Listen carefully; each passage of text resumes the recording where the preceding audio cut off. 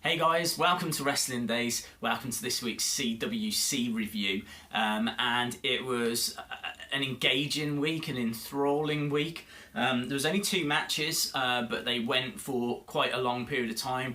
Both of the matches over 15 minutes in length, because the match length had been extended to half an hour.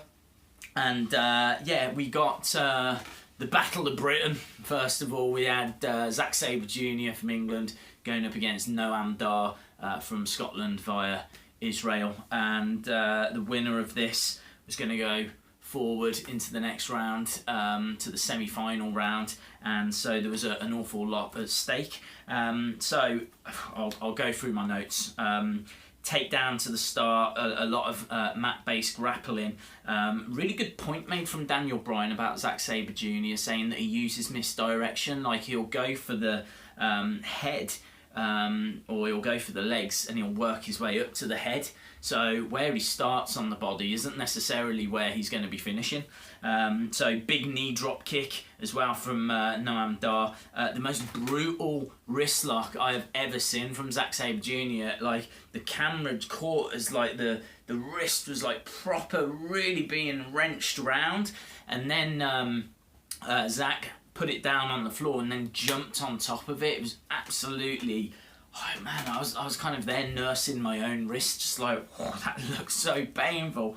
It was at this point I thought that there should have been a "This is wrestling" chant, because this was actual wrestling. It was very mat based, it was very grappling. I don't have anything against strong style. I think I like strong style, I like kicking and striking, and but this is wrestling, and there needs to be a degree of holds and exchanges, or at least in my opinion anyway. I know that wrestling's an art form and you can do it many different ways, and I appreciate all the different ways, but I was loving this. I really was enjoying it, because they were just going. I mean, there was another one from Dar, like he delivered strike to the, and it was in quick succession as well, the midsection, then the chest, and finishing on the head. Zack Sabre Jr. just didn't know kind of where he was. There was then an enziguri, which went into a fisherman suplex from Noam Dar. This was Noam Dar's best match by a country mile. Zack Sabre Jr. Penalty kick lacked power. You could see that it was taking its toll on Zack Sabre Jr.'s kind of legs, and he was struggling. Huge bicycle kick by Dar, huge drop kick. It only got a 2 count. At this point, it's a grueling match. The pace has quickened. There was a triangle into a knee bar. There was a bridge 2 count for Zack Sabre Jr. There was good pace, lots of reversals. I've just written down the word armbar. There was loads of arm bars. Lots of missed offense as well by Zack Sabre Jr. Quite a few times he's gone for a strike or gone for something and ended up missing it. Almost a 10 count as well, both on the outside, got to 9, and they only just managed to get in. But Zack Sabre picks up the win, right? I mean, I could go through like a million moves that happened in this match. They crammed so much into it.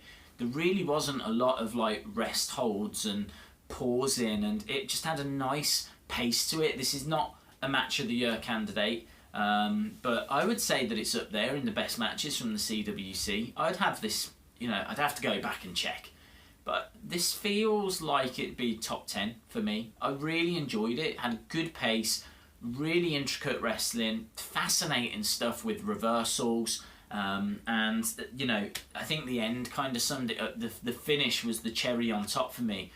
Zack Sabre Jr. wins with a double armbar hold using only his legs, which is just the way he applied it and the way it all came about. It was brilliant. I've not seen anything like it, and I find myself saying that. I mean, I don't know how many times I can say I've not seen anything like it, but I feel like I say that every single week, near enough every single match. The CWC just continues to smash it out of the park, and I thought this was a really good, strong opening match, and I really enjoyed it. I would say it was the better match as well. I did enjoy the next match, and that was TJ Perkins against Rich Swan. Rich Swan working the crowd really well early on.